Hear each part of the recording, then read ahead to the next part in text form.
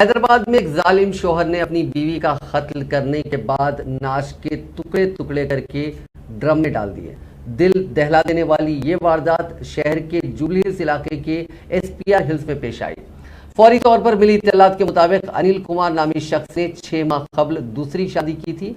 اس نے اپنی پہلی بیوی کا سال 2020 میں قتل کر دیا تھا۔ بعد ازاں اس نے سروجا نامی خاتون سے لو میرج کی تھی۔ گزشتہ کچھ دنوں سے ان کے درمیان جھگڑے ہو رہے تھے، جس کے چلتے خاتون اپنے ماں باپ کے گھر چلی گئی تھی اور چند دن قبل واپس ہوئی۔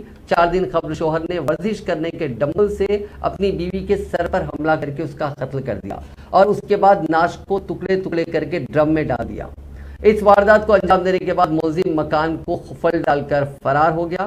سروجا کے ماں باپ اپنی بیٹی کو مسلسل فون کر رہے تھے، تاہم اس کے فون نہ اٹھانے پر وہ اپنی بیٹی کے گھر پہنچے جہاں قفل لگا ہوا تھا۔ پولیس کو اطلاع دی گئی۔ پولیس نے جب قفل توڑ کر دیکھا تو ڈرم میں ناش پائی گئی۔ پولیس نے قتل کا مقدمہ درج کر لیا ہے اور مفرور ملزم کی تلاش کی جا رہی ہے۔